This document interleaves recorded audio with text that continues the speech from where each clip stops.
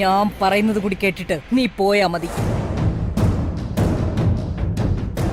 ഈ പന്തലിലുള്ള എല്ലാവരെയും സാക്ഷി നിർത്തി ഞാൻ പറയാ, എന്റെ മകൻ ആനന്ദ് ഗംഗയുടെ കഴുത്തിൽ താലി കെട്ടിയില്ലെങ്കിലും ഈ നിമിഷം മുതൽ ഗംഗ തന്നെയാ എന്റെ മൂത്ത മരുമകൾ.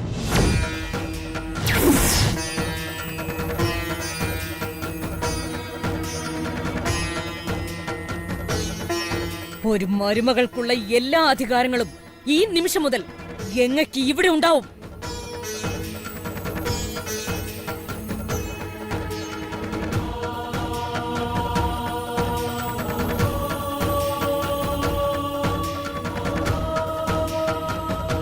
ഇപ്പം മുടങ്ങിപ്പോയ ഈ കല്യാണം മറ്റൊരു ശുഭമുഹൂർത്തത്തിൽ ഇതിനേക്കാൾ ഭംഗിയായി നടത്തണം.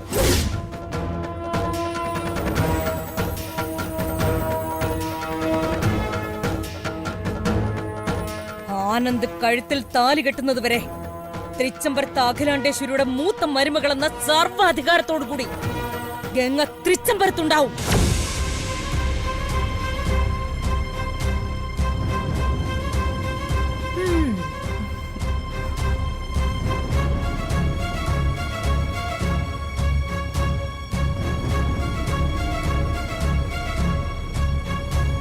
ആന്റി,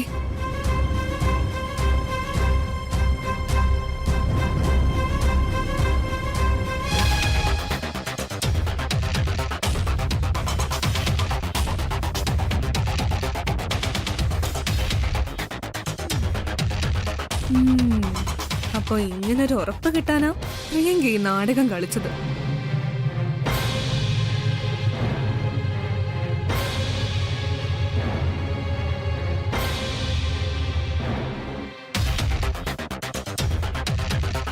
ഇവളെ സമ്മതിക്കണം. തോൽവി സമയത്ത് കേറി കളി ജയിപ്പിക്കാൻ ഇവള് കഴിഞ്ഞിട്ടേ ഉള്ളൂ വേറൊരാള്.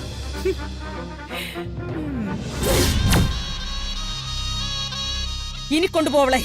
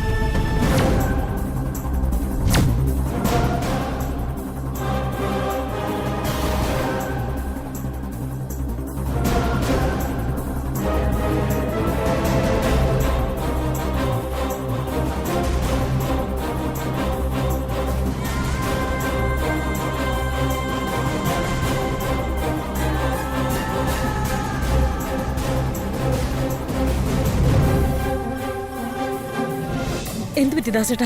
ആരുടെ താലിയായത്? എന്റെ മോളുടെ. കല്യാണിയുടെ കല്യാണം വീണ്ടും മുടങ്ങിപ്പോയി മേഡം.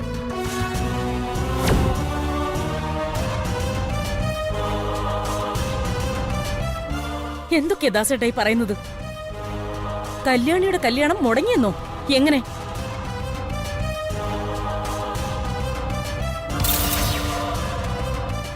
സമൂഹ വിവാഹത്തിൽ വെച്ച് ഞാനാണല്ലോ നീരജിന് താലി എടുത്തു കൊടുത്തത്. പിന്നെ എങ്ങനെയാ കല്യാണം മുടങ്ങുന്നത്?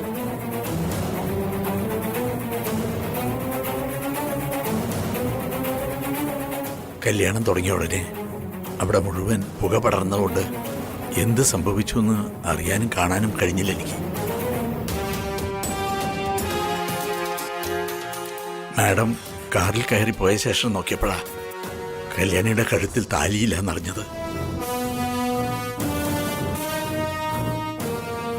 പിന്നീടാ ഞാൻ താലിയുമായി പോകുന്ന നീരജിനെ കണ്ടതും അവൻ എന്നോട് ഒരിക്കലും ഇല്ലാത്ത രീതിയിൽ പെരുമാറിയതും.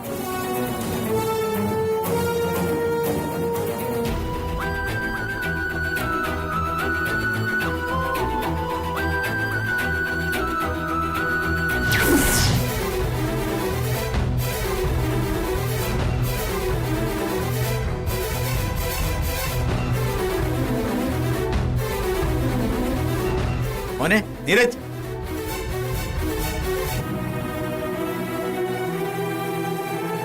നീ എവിടെയാ പോന്നേ? അച്ഛനും അമ്മയ്ക്കും എവിടെ? അവര് പോയി. ഞാനും പോകുന്നു. അതിനു മുമ്പ് നിങ്ങളെ കണ്ടത് നന്നായി.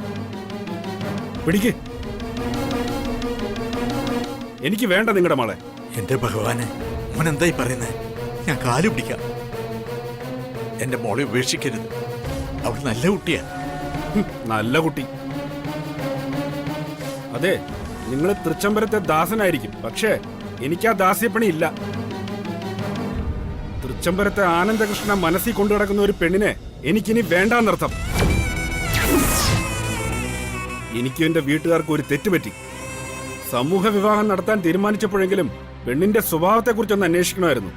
അത് ചെയ്തില്ല.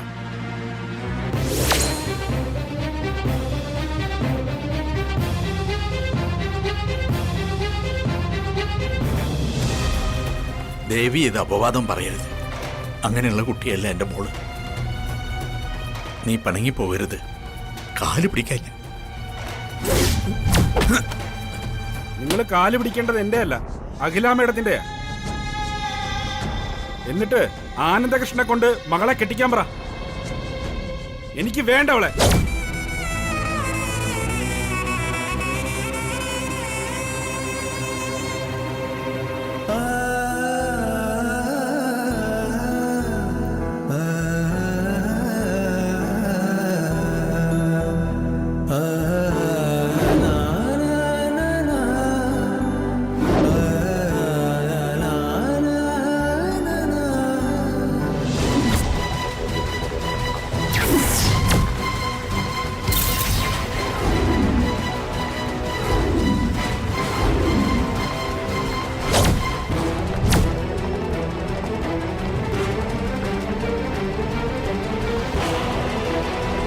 അവരെന്റെ മോളെക്കുറിച്ച് ഇല്ലാത്ത അപവാദങ്ങൾ പറഞ്ഞിട്ടാ പോയത് മേഡം.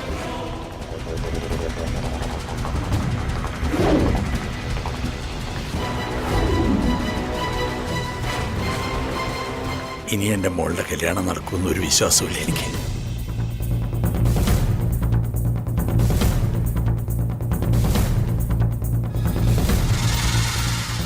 എന്റെയും മോളുടെയും മുമ്പിൽ ആത്മഹത്യ മാത്രമേ ഒരു വഴിയുള്ളൂ. ദാസേട്ടാ,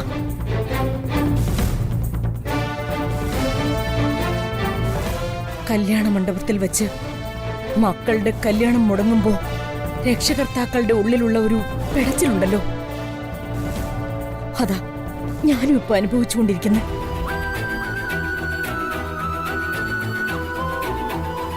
ആ വേദനയുടെ ആഴം എനിക്ക് മനസ്സിലാവും ദാസേട്ടാ.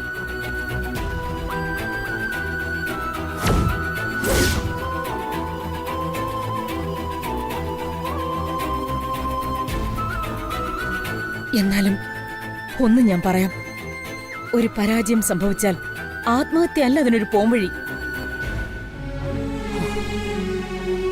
കല്യാണിയുടെ കല്യാണം ഉറപ്പിച്ചതും നിശ്ചയിച്ചതും ഞാനാ.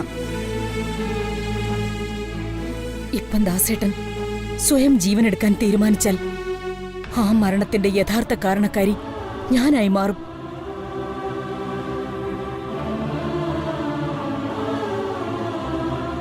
അങ്ങനെ അയാൾ പറഞ്ഞ വാക്ക് പാലിക്കാൻ പറ്റാത്ത ഞാനും ഈ ജീവിതം അവസാനിപ്പിക്കേണ്ടി വരും. അതല്ലേ അതിന്റെ ഒരു ശരി? അയ്യോ മാഡം, പ്ലീസ്.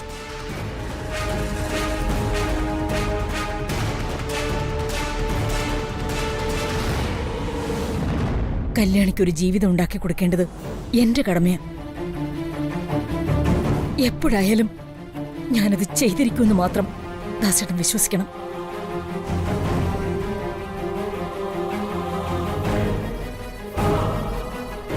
തൃച്ചംബരം തറവാടിന്റെ പേരിൽ അഖില പറഞ്ഞത് ദാസന് വിശ്വസിക്കാം. ഇപ്പോ വേണ്ടാത്തതൊന്നും ചിന്തിക്കാൻ നിൽക്കാതെ കല്യാണിയും കൊണ്ട് വീട്ടിലേക്ക് പോകാൻ നോക്കും.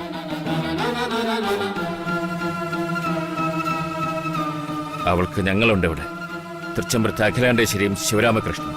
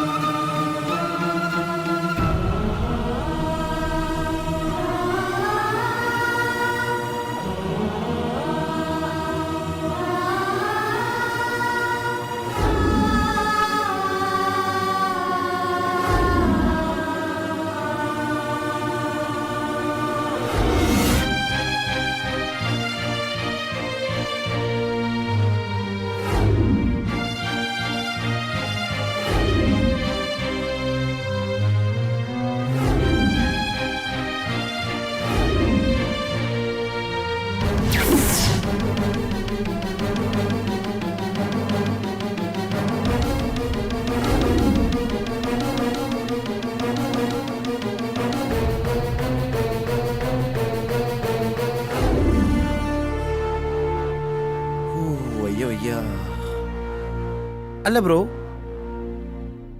ഈ നീരജ് ബ്രോയുടെ ഫ്രണ്ടാന്നല്ലേ പറഞ്ഞേ? അതെ, എന്താ വിശ്വാസമായില്ലേ?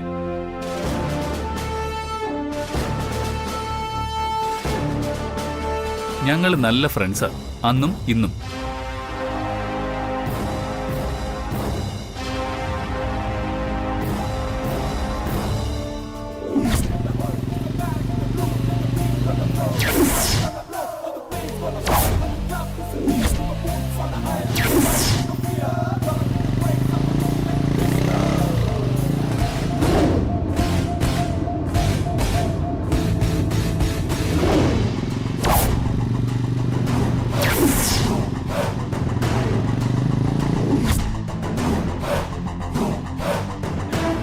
അല്ല, എന്നിട്ട് നീരജ് എന്താ ദാസേട്ടനോട് അങ്ങനെ പറഞ്ഞിട്ട് പോയത്? നീരജിനോട് അങ്ങനെ പറയാൻ പറഞ്ഞത് ഞാൻ തന്നെയാണ്. അതാ എനിക്ക് മനസ്സിലാവാത്തത്. നിന്നെ കല്യാണിയും ബന്ധപ്പെടുത്തി പറയാൻ പറഞ്ഞത് എന്തിനാ? അതുകൊണ്ട് എന്ത് ഗുണം കിട്ടിയത്? അത് വേറെന്തെങ്കിലും കാര്യം പറഞ്ഞിരുന്നെങ്കിൽ അമ്മ പെട്ടെന്ന് എന്നെ കല്യാണിക്ക് ഏതെങ്കിലും പയ്യനെ കണ്ടെത്തി ഉടൻ കല്യാണം ഉറപ്പിച്ചേനെ. ഇപ്പോ ഞാൻ കാരണം ഈ കല്യാണം മുടങ്ങി എന്നുള്ളത് കൊണ്ട് ഉടനെയൊന്നും അമ്മ കല്യാണിയുടെ കല്യാണം ഉറപ്പിക്കാൻ ശ്രമിക്കില്ല. അത് ശരിയാ ബ്രോ. ഈ ചൊല്ലൊന്നടങ്ങിയിട്ട് ഇനി അമ്മ ശ്രമിക്കൂ. ശരി, എല്ലാം സമ്മതിക്കുന്നു. ഒരു സംശയം, നിനക്കും കല്യാണിക്കും കല്യാണം കഴിഞ്ഞെന്ന് നീ എപ്പോഴാ ആന്റിയോട് പറയാൻ പോകുന്നേ? അതിനെ പറ്റിയൊരു സമയവും കാലവും വരും. അപ്പൊ ഞാനത് പറയും. ഇപ്പൊ രണ്ടുപേരും ഒന്ന് പോയേ, എനിക്കൊന്ന് ഒറ്റയ്ക്കിരിക്കണം. ഓ, ഓക്കേ. അപ്പൊ ഇനി ബുദ്ധിപരമായിട്ടുള്ള നീക്കങ്ങൾ ഇനിയും ഉണ്ടാകട്ടെ. വാ. ആ,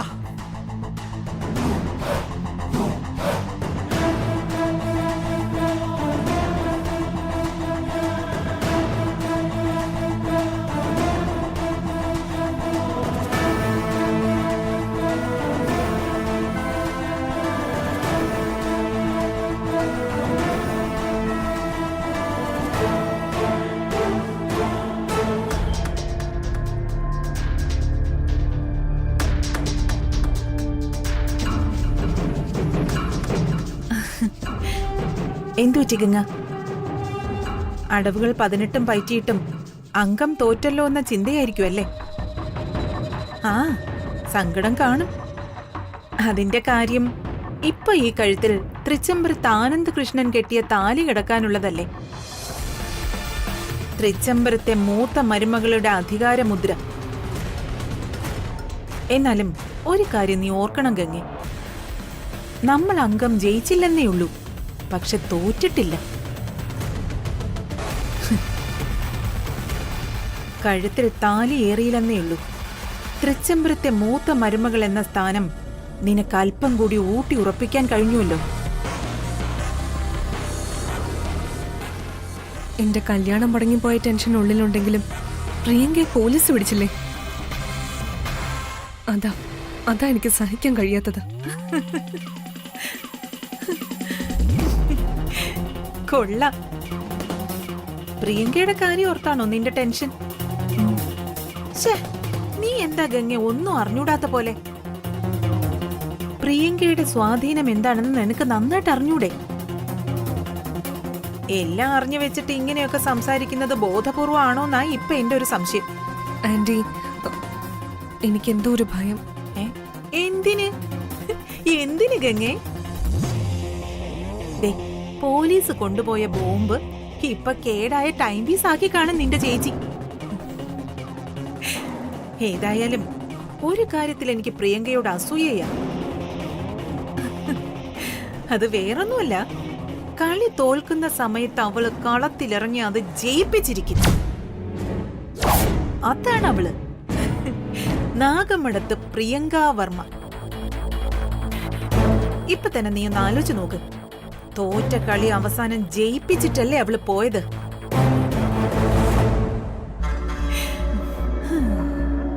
അത് മാത്രമല്ല, മറ്റൊരു വലിയ ഗുണം കൂടിയുണ്ട്.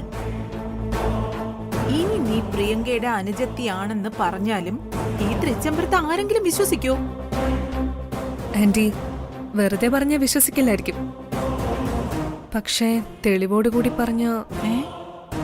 എന്ത് തെളിവ്? ആര് പറയാൻ? ദേ, നീ ഇപ്പൊ അതൊന്നും ആലോചിക്കണ്ട. ദേ, പിന്നെ അഖില ഇപ്പൊ തന്നെ ഗുരുജിയെ വിളിച്ച് കല്യാണത്തിന്റെ ഡേറ്റ് കുറിപ്പിച്ച് കാണും. വൈകാതെ ഈ കഴുത്തിൽ ആനന്ദ് മിന്നു കിട്ടിയിരിക്കും. നീ സന്തോഷായിട്ടിരിക്ക്. എനിക്ക് തകർന്ന് തരിപ്പണമായിട്ടിരിക്കുന്ന തൃച്ചംബരത്ത് അഖിലാണ്ടേശ്വരിയെ കാണാൻ കൊതിയായിട്ട് വയ്യ. ആ കാഴ്ച മനസ്സിന് നൽകുന്ന ഒരു സുഖമുണ്ടല്ലോ, അതൊരു അനുഭൂതിയാ.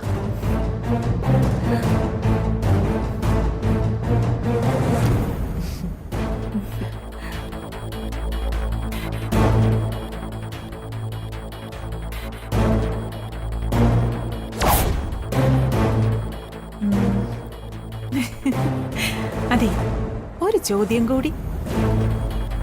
ഈ പ്രിയങ്ക ബോംബ് വെച്ചത് നീ അറിഞ്ഞിട്ടേ ഇല്ല?